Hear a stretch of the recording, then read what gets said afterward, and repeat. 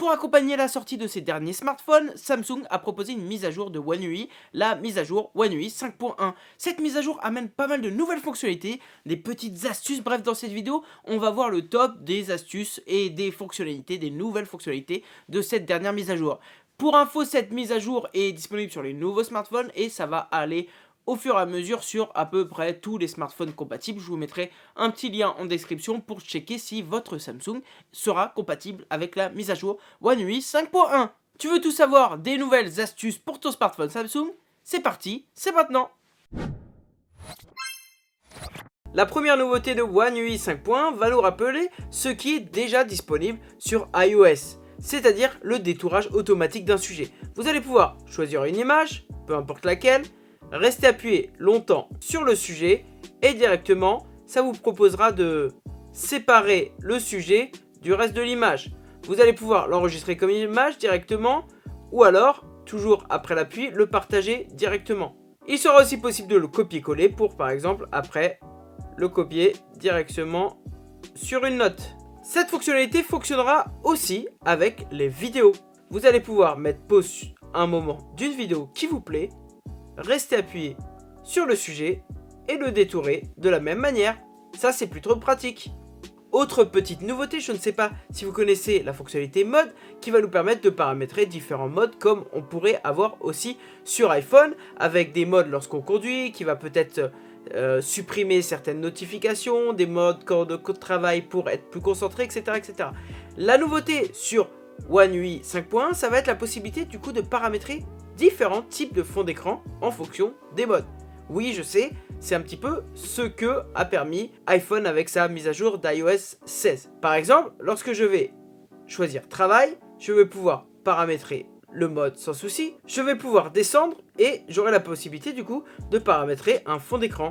Ça va être par exemple mon fond d'écran de travail, ça sera celui-là. Et je saurai que lorsque mon Galaxy aura ce fond d'écran, je serai en mode travail, c'est-à-dire je pourrai filtrer de recevoir seulement les notifications des applications travail. Une autre nouveauté de ce One UI 5.1, ça va être le widget de batterie. Oui, ce widget qu'on va pouvoir faire apparaître bien entendu lorsqu'on reste appuyé sur l'écran de notre téléphone et qu'on aille dans widget. Ici vous allez pouvoir aller dans les widgets de batterie et vous allez avoir des widgets capables de vous donner la batterie de votre téléphone, mais aussi la batterie de vos écouteurs, écouteurs droit, écouteurs gauche, et aussi de votre boîtier d'écouteurs. Vous allez pouvoir le faire apparaître sous différentes formes, soit la forme en ligne, soit directement une forme qui prend un peu plus de place. Ça c'est une nouveauté et c'est plutôt pratique. Ça permet d'avoir un œil sur la batterie de tout notre écosystème Samsung. Autre petite nouveauté toujours liée à la batterie, ça va être la possibilité d'avoir différents modes pour conserver la batterie. Pour cela, c'est assez simple. Il faut aller dans les paramètres, puis dans batterie et maintenance de l'appareil. J'irai cliquer sur la batterie. En dessous, j'irai dans autres paramètres de batterie et là, j'aurai mes profils de performance. Ça me permettra de choisir entre un profil standard qui va être assez équilibré entre la vitesse de traitement, l'autonomie et la batterie et un mode basique qui va privilégier avant tout l'autonomie du Samsung. C'est vraiment un mode qui vous permettra d'avoir le plus d'autonomie possible. Et ça, c'est toujours bien d'avoir pensé à ce petit mode de secours. Petite nouveauté maintenant au niveau des captures d'écran. Je suis sûr que vous savez que en passant par le menu des raccourcis, vous allez pouvoir lancer un enregistrement d'écran. Mais maintenant, il va être possible d'ajouter aussi une capture d'écran. Le menu et l'icône capture d'écran va être accessible directement depuis ce menu. Lorsque je voudrais prendre une capture d'écran de mon téléphone, j'aurai juste à me rendre ici et hop, effectuer une capture d'écran. Tout comme les enregistrements d'écran, il va être maintenant possible dans cette mise à jour de choisir dans quel dossier on veut enregistrer nos captures d'écran et nos enregistrements d'écran. Pour cela, il suffira d'aller dans les paramètres de notre téléphone, de cliquer dans Fonctions avancées et là d'aller dans Capture d'écran et enregistrement d'écran. Ici, on va pouvoir du coup choisir dans quel dossier, créer un nouveau dossier si on veut, dossier 1 pour mettre mes captures d'écran. Ok, c'est fait. Et de même, en dessous, je vais pouvoir choisir où je veux mettre mes enregistrements d'écran. Est-ce que je veux le mettre dans le même dossier, etc., etc. Ça va me permettre de mieux s'organiser lorsque, par exemple, on fait des captures d'écran, je sais pas, pour les cours, pour la fac, pour le boulot, etc., de trier nos captures d'écran et nos enregistrements d'écran.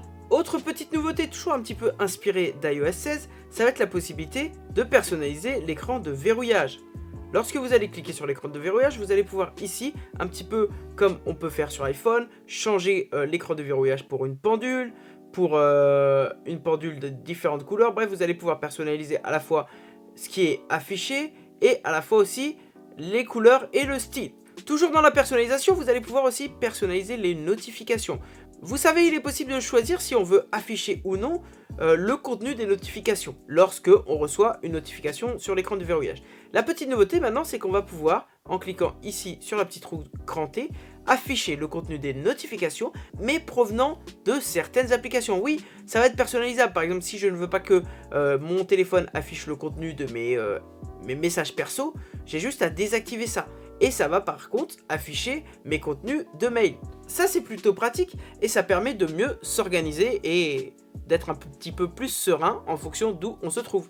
Pour continuer dans les nouveautés au niveau de la personnalisation, vous allez pouvoir du coup, lorsque vous allez être sur un contact, aller dans plus et définir directement en bas un arrière-plan d'appel. C'est-à-dire que lorsque une personne vous appellera, vous allez pouvoir gérer un arrière-plan différent. Cet écran d'appel, cet arrière-plan sera personnalisable pour chacun et pour chacun des contacts, ce qui est plutôt pas mal. Il sera aussi possible d'ajouter et de gérer une sonnerie différente en fonction de celui qui vous appelle.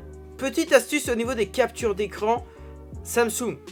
Tu le sais, maintenant il est possible d'ajouter une icône ici directement pour effectuer des captures d'écran. Pour cela, tu appuies sur le petit plus et tu vas pouvoir du coup ajouter cette icône de capture d'écran. Ça, c'est plutôt pas mal, c'est plutôt sympa. De plus, tu vas pouvoir maintenant, en allant dans les paramètres de ton Samsung, en descendant dans Fonctions avancées et en allant dans Capture d'écran et enregistreur, choisir dans quel dossier tu veux que les captures d'écran soient enregistrées. Ça, c'est aussi sympa, ça te permet de mieux t'organiser. Maintenant, lorsque j'effectue une capture d'écran, savais-tu qu'il sera possible de la modifier directement depuis cette interface? Je pense que oui, et tu vas pouvoir aussi faire des annotations.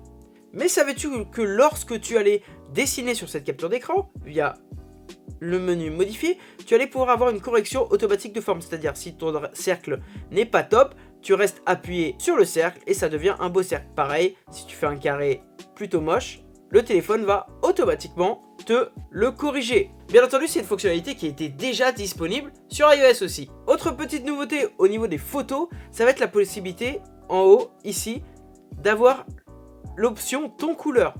Ton couleur, ce n'est pas un poisson, bien entendu, c'est la possibilité de choisir entre un ton naturel ou des couleurs plutôt chaudes, qui vont rendre un petit peu différemment en fonction de ce que tu essayes de prendre en photo.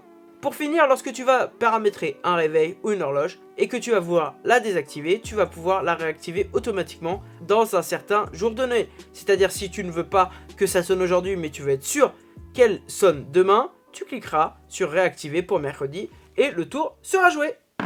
Voilà les amis, vous savez tout de la dernière mise à jour One UI 5.1, toutes les astuces, tout ce que vous pouvez faire. N'hésitez pas à vous abonner pour plus d'astuces smartphone et plus de tests de smartphone. N'hésitez pas aussi à aller checker mes autres vidéos où je vous donne les points positifs et les points négatifs des derniers smartphones qui viennent de sortir. Merci encore, abonnez-vous et à la prochaine!